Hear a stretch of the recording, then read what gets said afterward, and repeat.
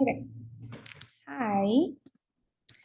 So today's class is going to be kind of talking about our platform and explaining it to you guys how it works. If any of you have any questions at all, just please feel free to either unmute yourself or just type it in the chat and I'll look at it. But it's basically just an overview of our platform to explain how it works so you all are aware of it by the time you need to use it around your 11th grade to your 12th grade. That's when you'll use the platform the most or the bulk of it. So yes, the platform is called Custom College Planner Pro. You all have an account with us, okay? It was created the day that your parents signed the contract with us. Your username is going to be the email that your parents provided for us, okay? That's going to be your username, but your password, you all create your own password. The way that we send you the invite to create the password is through an email. So for example, this is Joaquin's account. He already graduated, so it's fine. This is his username, his email. The way we send the password is that we go here, unlocking account status, we activate it, and we email you an activation info to the email that you provided to us. So if your email is typed in wrong or written wrong on the contract, we cannot send you the email properly. You don't have access to this account. So please make sure whenever you guys come back here or after the end of this class that you have access to this account. The way that you look it up on Google is you literally go college Pro, and you click on the one that has this logo right here. Click on login.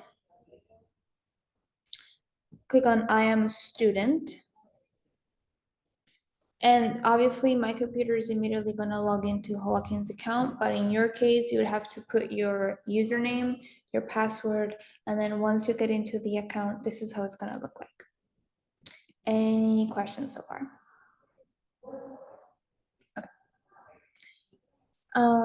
So the first thing, whenever you have access to this account, the first thing you have to do, and if you haven't done it already, please do so, is that you click here, edit profile, and you add a picture of your face, just your face. It can be from far away, you just want to see your face. Sometimes we have students with the same names and the same last names, and it's easier for us to kind of see who this account belongs to if we can see your face. So please just add a picture of your face in it. If at any point personal information changes, then you can change that, your high school, the field of interest. Once you know, if you already know, then that's perfect. But once you know your field of interest, please type it in here. This website actually gives you 3 options to type in different majors that you might want to pursue once you get to college. Please try to find 3 different majors. They don't have to be all related to each other, but it's best to have 3 options. Some universities, for example, the University of Houston, they actually let you, whenever you're submitting their application with them, they give you the option to apply to 3 different majors. So in case you don't get into your number 1 major, you still have the opportunity to get into your second major or your third major. So we just want to give you guys the option to type in and choose 3 different majors that you might be interested in, just to kind of have that option. They can change, and as I said before, they don't have to be related to each other, but please just add 3 if you can. As well as your GPA. If your school only does 1 GPA, like if it only does unweighted GPA, then just type in your unweighted GPA. But if it has both, please type in both your unweighted GPA and your weighted GPA as well as your class rank. Okay, we need these 3 pieces of information in order to be able to help you once you get to the spring semester before your senior year. That's when you sit with us and we kind of make a plan for you. Like we recommend these universities based off of your GPA, your class rank, your SAT score, because we believe these universities are going to be on the safer side for you. Like you're very likely to get into those universities based off of the stats that you provide to us. But we're only able to do this if you have this information in your account. And as we get closer to the spring semester of your junior year, we will be reminding you guys in the WhatsApp group, but just to be safe, add it here whenever you have the chance. The dashboard account right here in the messaging board is where we have our updates and announcements. We are currently asking for the transcript. Usually what we have on the messaging board is the transcripts. We have been asking for the transcripts for months, and we continuously ask for them just because that's our only way to kind of see your progress in your grades and adjust our suggestions based off of your personal needs and your personal circumstance. So we're always asking for your transcripts. Whenever your transcripts changes, usually that is when the semesters change, is when your transcript is updated. Please always provide us with that transcript. You can send it to us on the platform right here, and I'll show you in a little bit how to do that. But it's important for us to kind of have those transcripts. Okay. As I said before, it's important for us to have those transcripts just because it kind of gives us an idea of, okay, maybe you took AP Lang your junior year and your transcripts showcase that you got a C in AP Lang. Based off of that, we're able to tell you, hey, maybe you should drop out of AP Lang and try just ACA because you clearly are struggling in the AP class, and in AP class being so important in terms of your GPA, the low score might be very harmful for you. So it's best to protect your GPA and just drop out and go to an ACA class, just as an example. But we're only able to do this kind of reasoning with you guys and your parents if you provide us with the transcript. And the reason why we want you to upload your transcript right here in the platform rather than send it to us on WhatsApp is because WhatsApp is not entirely that safe. We delete messages often because we have to open up space for new messages that your parents or maybe you guys have. So we might accidentally delete a conversation with you that contained a picture of your transcripts. So it's just easier to have it here in the platform where it will not be deleted, and we can have it in chronological order as well. Your agenda is where you're gonna have a record of all the appointments that you have with us. So let's say you make an appointment for July 15th. It's gonna show you right here in the agenda that you have an appointment with us, where and the time and the date that appointment is set, okay? That way you kind of have it in your platform, you can see it, sends you reminders, and it's easier to keep track of all things. So that's going to be in your agenda. If you don't have any appointments with us, then it's going to showcase like this, like you have no upcoming appointments. Your to-dos. A lot of students, whenever I'm explaining the platform for you guys, you kind of freak out, like, oh my God, to-dos, does that mean I have homework? We don't give you homework. We understand that school and extracurriculars is time consuming enough, and us sending you homework will just make it worse for you. So the to-dos, I know it has an overwhelming name, but it's the way that we link the classes or our calendars for you to sign up to the classes that we provide each month. It's the only way that we have for you to constantly have that link there in the platform and in your calendar. So this is what the to-dos are for. They are not homework. Sometimes though, like in the case of Joaquin, it has other things like the resume. Many of you, as you approach your junior year, we're gonna add this to do where we're just asking you to start drafting a resume, and we kind of give you a list of things that you can include in your resume and such things, just to give you an opportunity to kind of get ahead in time and just start drafting this before you need it for your senior year. So that's just an example. I have someone. Okay. Okay. So that is gonna be your to-dos, and I'll show you a working link in a little bit. This link that Joaquin has doesn't currently function just because this year has already passed, but I'll show you a working link in a little bit. Any questions so far from any of you? Okay. The conversations with him for college is where, as it says the name, you have conversations with us where you can send us any questions that you might have, anything of that sort. It's important that whenever you text us or you email us here on the website, that you allow between 24 to 48 hours for us to respond to your message, just because this website does not necessarily send us a notification that you've sent a message to us. So the only way for us to notice that you sent us a message is that we physically go on the website and check. And we do that every 2 days. So that's why I'm asking you guys to just be a little bit patient with us. If you have any questions, and you type it in the website.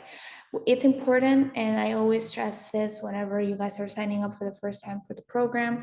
Any questions that you have of any kind, please feel free to just type it here on the website rather than sending us a WhatsApp.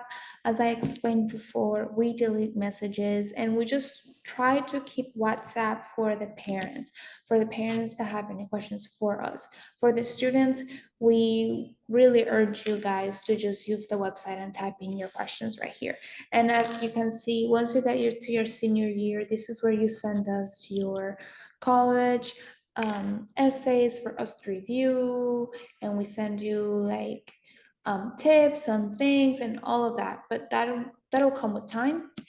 For now, if you have any questions, just please feel free to type it in the website right here. The keychain, which is located right here, this is gonna come in handy whenever you're in your senior year. This is the way we are able to kind of have a track of your usernames and your passwords of all the websites that you use that are related to college.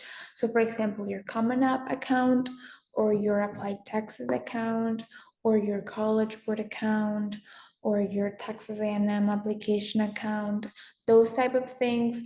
It gives you an option right here to type in your username and your password for all of those little websites and to share it with us. That way, if you are at home and you just finished your Common App application for Baylor and you want us to check it, we can just go on your website, copy paste your username and password on the Common App account and access all your applications easier, rather than us having to call you or text you to send us the usernames and passwords. And it's just not as safe to have those type of important information on a WhatsApp conversation. It's safer to have it here on the website. That's why it's important for you guys to, as you have those websites and those usernames and those passwords, to just add it right here for safekeeping purposes. And it's also very easy for you guys to not lose this type of information. It happens a lot. Many students, once they start applying to more than 5 universities, they start getting hectic with the amount of usernames and passwords they have to deal with. So having this type of system with the website, it makes it easier for you guys as well to kind of keep track of everything related to college websites. And again, that's here in the keychain. On the testing tab is where you guys will access, or not access, you will input all your scores for every single PSAT you take and every single SAT you take. Please, please, please, please, once you have your scores for either of those exams or ACT, whichever you choose to take, please add it to the website.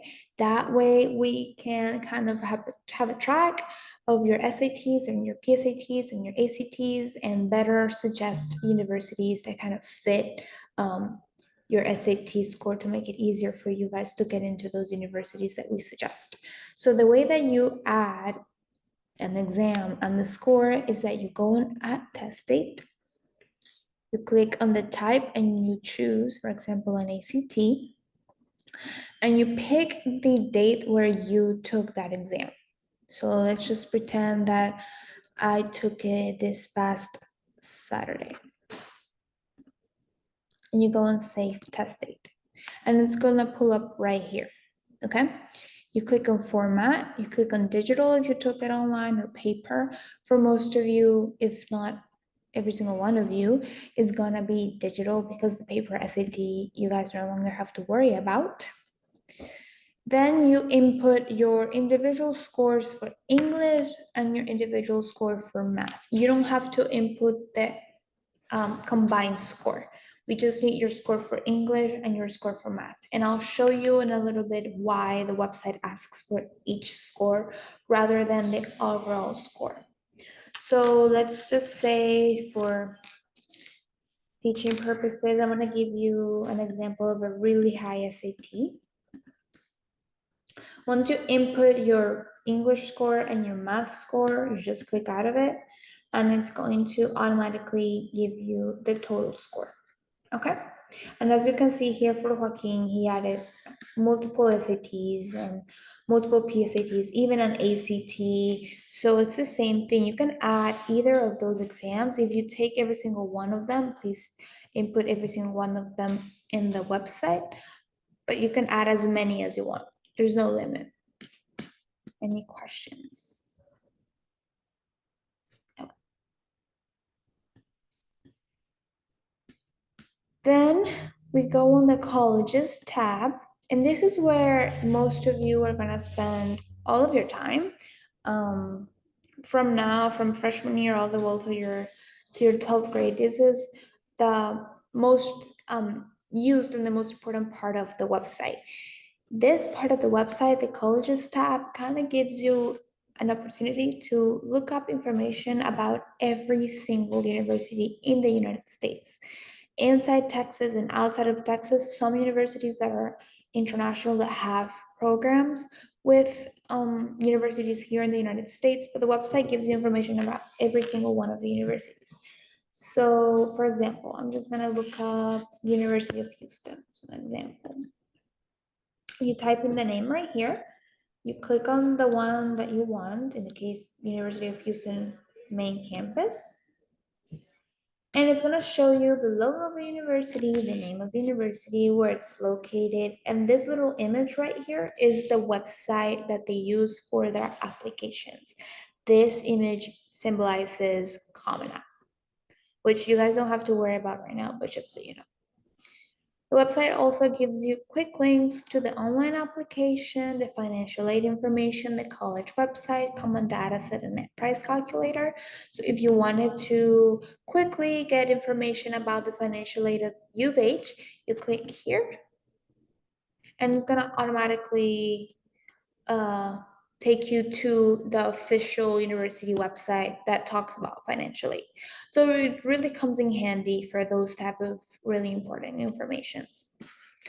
And it's going to give you basic information about each university that you look up. For example, U of H, the amount of undergraduate students that are currently taking classes there, if it's located in a large city, in a small city, in a mid-sized city. In the case of U of H is Houston, so it's a large city.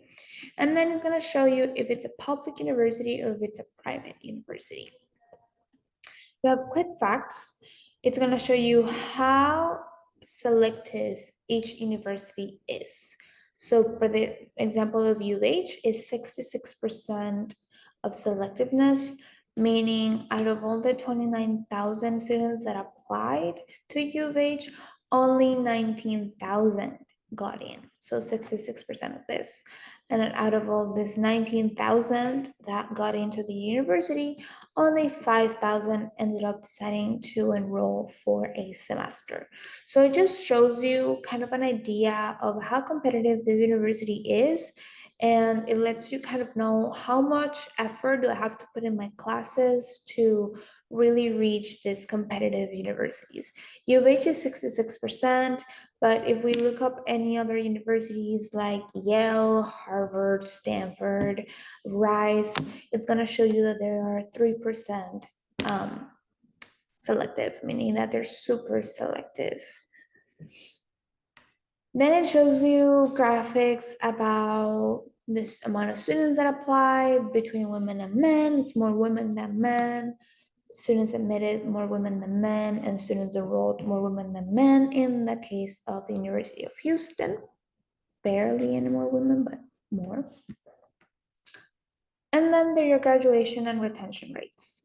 So for the case of U of H, only 39% of the students graduate in 4 years, 63% of the students graduate in 6 years, and it has a retention rate of 85%, meaning most students end up graduating in 6 years, just because you have to keep in mind that people work while they're in college. They also have internships, they do grad school, medical school, all of that. So it's always going to be higher graduation with 6 years than 4 years.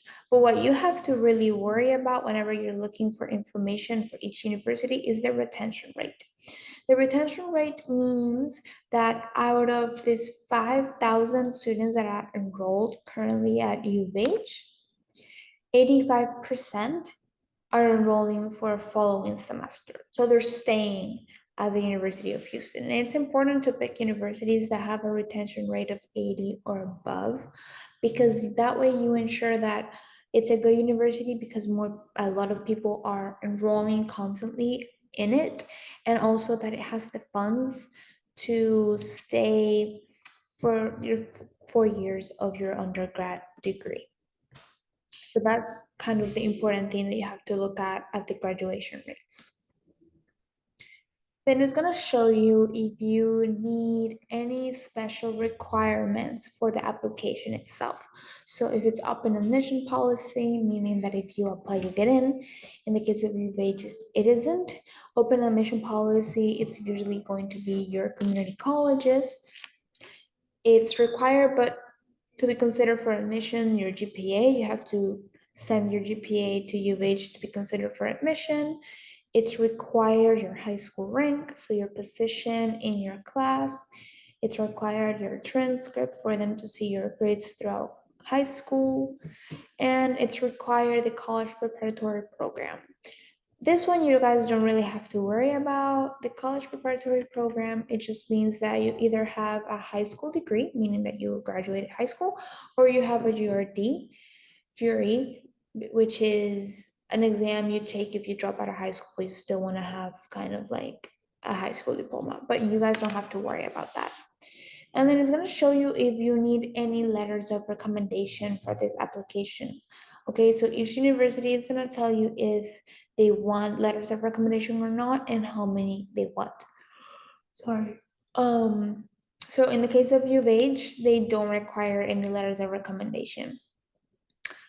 The admission test scores are not required for admissions, but considered if submitted. This means that you can apply to U of H as of now, test optional, but if you decide to apply with your SAT scores, they will not give you an answer on your admission to the university or not until you submit those test scores. And then the TOEFL is an exam that you need if you are an international student, which you guys don't have to worry about. So it's really important, this section of the website that shows you kind of like the requirements for each university, because not all of them are the same. Majority of them ask for your GPA, your rank, your transcript, and for some sort of college preparatory program, but not all of them do. So it's important for you guys to look at this section of each university that you are considering. Remember how I told you to add your GPA to the website for our records as well? Well, some universities in the website that here Custom College Planner Pro shows you, gives you a graph of the average GPA required to be admitted to this university. So in the case of Joaquin, he had a 3.51 GPA, and the average needed was at 3.49. So he was in the 29th percentile of the opportunity for him to get into U of H. So he had a really good GPA. He most likely got into U of H because he surpassed the average needed. But let's just say that your GPA is a 2.65, then you would have an 8% chance of getting into U of H because your GPA is not as high as they require. So it just gives you an idea of how safe really each university is for you in your particular case. Then we have your ACT. So I inputted the ACT score here in the testing tab, and it's going to show you right here the score that I inputted compared to the average SAT score required to be admitted, in this case, to U of H. So U of H has a range. They ask between an 1170 and a 1330 to be admitted to U of H. So with my fictional SAT score of 1560, you would be more than ready and most likely accepted at U of H just based off of your SAT score alone. And it's also going to show you the score that they require, the range they require for the English section and the math section. So let's just pretend that you didn't get a 1560, you got a 1540, because instead of getting almost perfect in math, you got a, I don't know, 620. Let's just say, I don't know if the math is adding up, but let's just pretend it is. Then it's going to tell you, okay, either you are in the range that they ask or you are below the range that they ask. So next time that you decide to take your SAT again, you kind of know, okay, how many points do I have to get in English and how many points do I have to get in math specifically, or the range that I need to get to be accepted into, in this case, U of H. It just gives you an idea of how much studying you really have to do depending on the universities and your personal goals. And as the same thing for the ACT, it's going to give you the range that they require for the ACT, and then the score for English and the score for math. Any questions?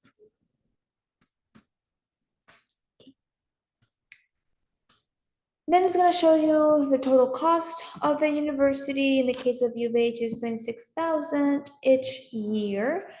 If you were to go out of state, or you would be an out-of-state student wanting to get into U of H, you would pay a tuition of 42,000, so essentially pretty much double the in-state tuition, and this applies to any out-of-state university. So any university that is not in Texas, if you decide to go there, apply, get in, attend, your tuition will be double the amount as if you were, instead of being an in-state student. And it's going to give you the breakdown of the prices. So how much for tuition specifically, how much for books and supplies, how much for room and board, how much for other campus expenses.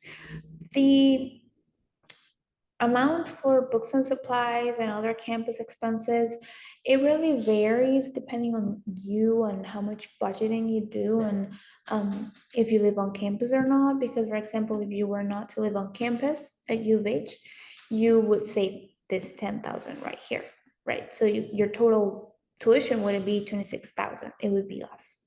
Books and supplies, you don't necessarily have to buy books. You can rent them, you can buy them secondhand. I rent my books per semester and I just give them back because I don't need it. And other campus expenses, that is like if you want to go to a club and you have to give money to them, or if you want to go to do something with your friends or something like that, but it varies.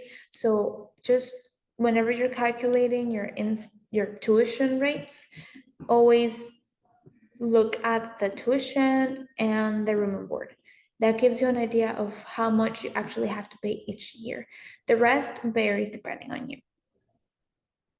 And then any campus programs that they have that are military related, so if they have Army, Navy, Air Force, any ROTC programs, if the university offers them.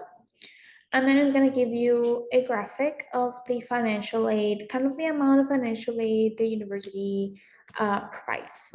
So for example, in the case of U of H, they provide a lot of other federal aid, meaning they provide a lot of aid from TASFA and FAFSA, and also a lot of institutional grant aid, so a lot of aid from their own institution. So it gives you an idea of kind of like what is it my likelihood to get a scholarship into so and so university. Some universities give a lot of financial aid and a lot of institutional grant aid. Some universities, like for example A&M and UT Austin, they don't necessarily give you a lot of institutional grant aid entering as a freshman, just because they kind of require pretty much everybody to kind of have perfect scores to get into that university in the first place. So it's hard for them to kind of tell you which score is better than which because they're all good. So as a freshman entering right there and there, UT and A&M don't really give that much institutional grant aid as compared to, for example, U of H, which they give quite a lot compared to them. But that's because U of H has a bigger range of scores they need to be admitted. Students need to be admitted at the university. The notes section is if you have any notes for us. The way that you add a note is you go click here and you type in whatever you want to type in. If you want to leave a note for us for this university, like for example, you can leave like, this is my first option, this is my top option of university, or I totally hate this university, stuff like that. The programs tab is going to show you kind of all the programs the university offers, from bachelor's, master's to doctorals, and if they offer an associate's degree. So whenever you guys are picking the major that you want to pursue in college, you can see if, in the case of the U of H, if they have the major that you want as a bachelor's. Some universities have some majors as masters, others have some majors as bachelor's. So you're gonna have to see which one offers the program that you want. And then on the essays tab is where you are going to have kind of like a breakdown of the amount of essays that you have to write as a high school senior to be considered for this university. Essays, you have to submit them with your application. So the website is going to tell you how many you have to submit. In the case of U of H, you only have to submit one essay, one Common App essay. There's no other required supplements or optional supplements. Same thing with Applied Texas. But for example, in the case of UT Austin or A&M, you have your one Common App essay, and then you have 3 required supplements, and then you have like 4 optional supplements. So in total, you're writing about 7 to 8 essays just for one university alone. And this website is going to tell you specifically the amount of essays that you have to write. And then if you have to write any other essays for specific majors, programs, or scholarships the university offers, for example, in the case of U of H, you have an essay for the honors college, then you have an essay for the architectural, if you want to go into architecture, and you have more essays if you want an BS or MD program. And then research, it just gives you the opinion of a website about the university you are researching. Like, for example, niche, it's going to show you like the ranking they give to the University of Houston. If it's an A plus in academics, A minus in academics, diversity, a B on the campus, and then like a breakdown of it. Any questions?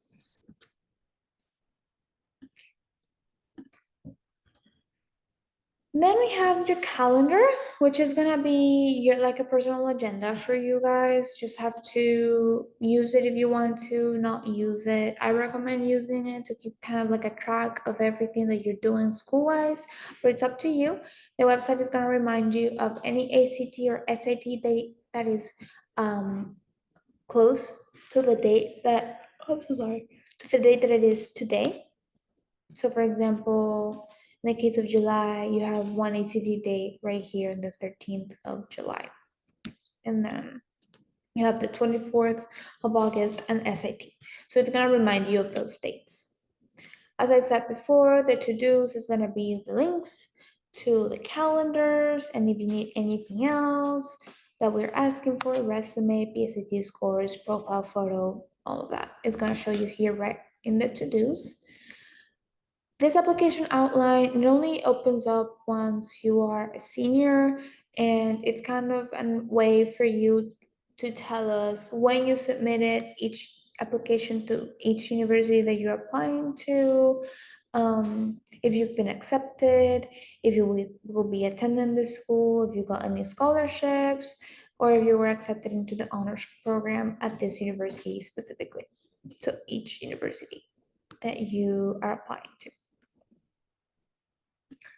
Emails is gonna be a track and a record of every single email we've sent you guys, and every single email you've sent to us. There's gonna be a record right here. okay, for you to be able to access the information we share through email in case you delete the email on your phone or your computer. And then files is where you will be submitting your transcripts. So you take a screenshot of your transcript or you save it on your computer, you log into your College Planner Pro account, you go in the Files tab, you click plus, you click proceed, and you drop the file. Once you drop the file, it's gonna show up right here, and it depends on the name that you put into it. But for example, like the resume, let's say you submitted your resume and you drop it right here for us to review. That way we can just download and see it on our computer, and it's easier than you sending the actual thing that you wanted to review on WhatsApp and we having to worry about if we deleted it or not. So just drop every single file that we ask right here on the website. And then settings is the section where you can either change the colors of the website if you want to, and change the password of the website if you want to as well. One thing I forgot to mention right here in the colleges tab is that you have two options. You can make your list of colleges, okay, as many as you want, and then during your spring semester of your junior year, we will suggest universities to you that we believe are safe, that we believe are target, or that we believe are reach. So these are the colors: safe, target, reach, or out of reach. We will give the colors of each university once you are approaching your time to apply to universities, but you can start adding universities to your list as soon as you want. The way that you add universities to your list is that you look them up, you click right here, add school to my list. Yes, yes. And it's gonna show you. Oh, where's it? Right here. It's gonna show you the name of the university. So you can add as many as you want and we will suggest them for you, and you can just decide if you want to add them to your list or if you don't want to add them to your list. Okay? Any questions for me? Nothing. We're all clear on the website. We will not have any questions after the Zoom is done about the website. Nothing. All clear. Okay. Well, if that's the case, then thank you for being here and have a wonderful summer. Bye-bye. See you in August. Gracias, Camila. Nos vemos.